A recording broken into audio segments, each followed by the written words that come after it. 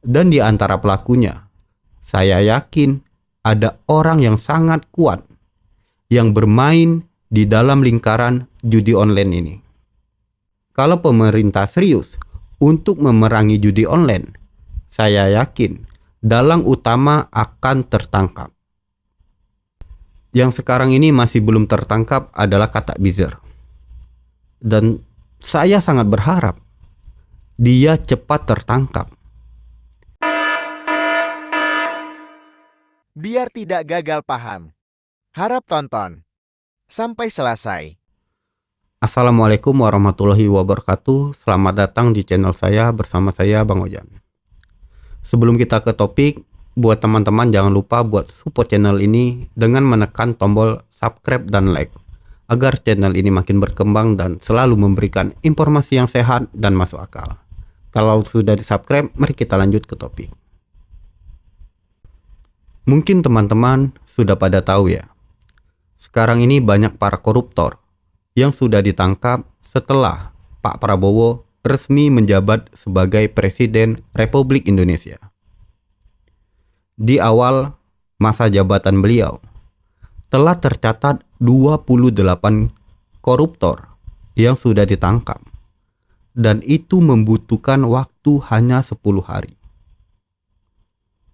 Sangat cepat sekali kan? Dan apakah mungkin inilah awal dari kebangkitan Indonesia? Mungkin bisa jadi.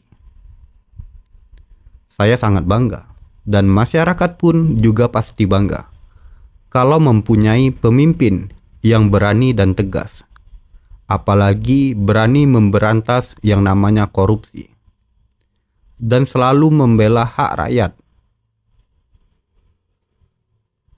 Itulah pemimpin yang kami banggakan dan kami dambakan. Kalau Pak Prabowo sangat konsisten dan berani untuk memberantas korupsi, saya yakin lambat laun negara kita ini akan terbebas dari yang namanya para koruptor. Dan itu sama saja membangkitkan negara kita.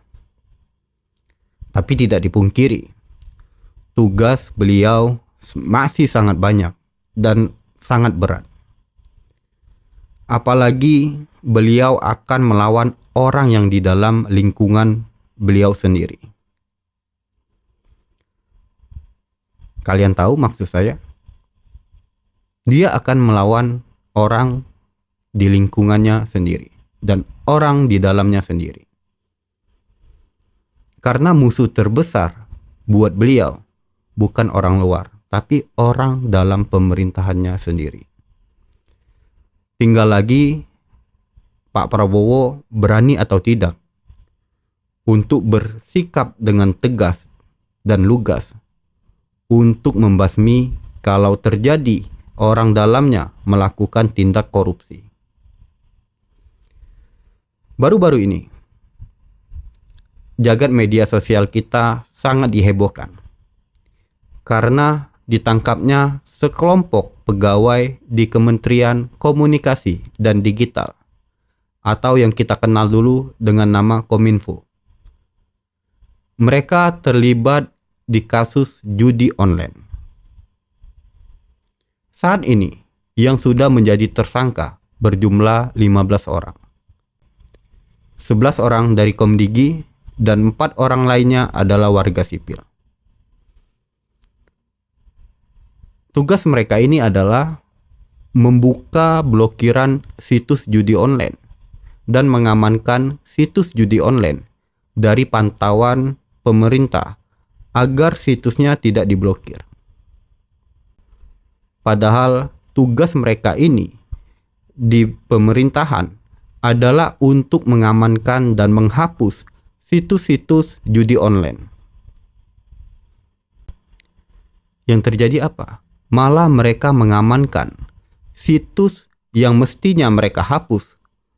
Sekarang mereka amankan dan mereka menjadikan sumber mata uang buat mereka. Kita sudah tahu, judi online itu bisa merusak anak bangsa. Tapi kenapa malah mereka sendiri yang menjaga situs-situs judi online.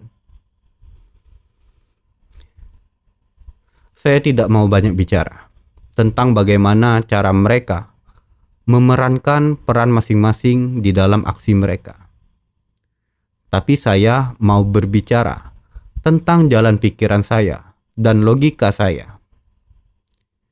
Kalau menurut saya, pelaku yang sebenarnya mungkin lebih dari 15 orang.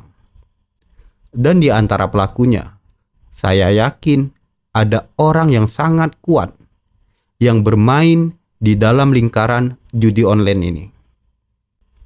Karena secara logika, 11 pegawai Komdigi ini tidak akan berani melakukan tindakan untuk membackingi situs judi online kalau tidak ada orang yang kuat yang menjamin keamanan bagi mereka agar aksinya mulus dan berjalan dengan lancar.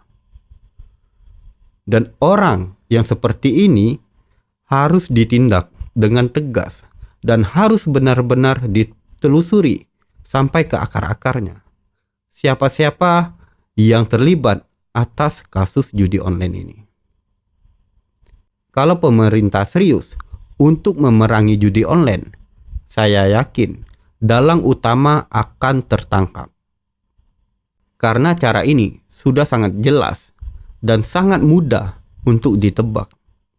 Tinggal lagi pemerintah mau atau tidak untuk memberantas kejahatan seperti ini. Saya kemarin juga sempat bilang bahwa judi online ini sangat meresahkan bagi masyarakat kita. Jangankan orang dewasa, anak kecil pun sudah banyak yang mengenal yang namanya judi online. Bahkan banyak juga di antara mereka yang sudah kecanduan dengan namanya judi online. Inilah akibat dari orang yang tidak bertanggung jawab. Karena banyak para influencer yang dengan sengaja untuk memasarkan situs judi online di media sosial. Saya tidak tahu kenapa mereka melakukan itu. Mungkin karena tergiur dengan imbalan yang cukup banyak. Malah baru-baru ini ada TikToker yang sering melakukan live joget-joget. Itu tertangkap juga. Karena dia juga sangat sering mempromosikan judi online. TikTok pun sekarang jadi tempat untuk promosi judi online. Dan mirisnya, TikTok itu semua kalangan usia itu bisa digunakan dan bisa jadi penonton. Yang sekarang ini masih belum tertangkap adalah Kata Bizer. Dan saya sangat berharap dia cepat tertangkap. Karena dialah banyak para pelajar yang menjadi pemain judi online. Saya harap Kata Bizer ini cepat tertangkap.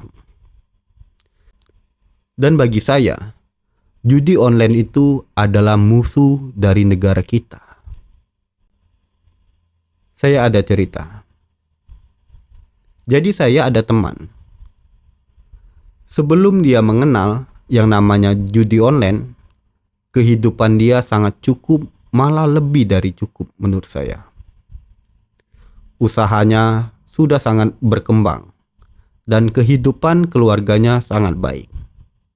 Tapi sekarang saat dia mengenal judi online, semua itu sudah hilang. Usahanya hancur, keluarganya pun juga hancur. Karena apa? Karena judi online. Sebenarnya banyak contoh yang buruk akibat pengaruh dari judi online. Bahkan tindak kriminal pun sering terjadi karena judi online ini. Saya berharap Pak Prabowo sangat serius untuk berantas yang namanya judi online. Karena judi online ini banyak keluarga yang hancur. Bukan hanya itu saja, masa depan anak bangsa banyak tergadaikan oleh karena judi online. Dan saya mohon juga untuk masyarakat Indonesia, mari kita sama-sama untuk memberantas judi online. Yakinlah, judi online bukan tempat untuk memperkaya diri, tapi judi online adalah jurang kehancuran untuk kehidupan kita. Oke, mungkin sampai di sini saja untuk pembahasan hari ini. Semoga hari-hari kita selalu dilindungi dan diberkati oleh Sang Maha Pencipta, yaitu Allah Subhanahu wa Ta'ala. Assalamualaikum warahmatullahi wabarakatuh.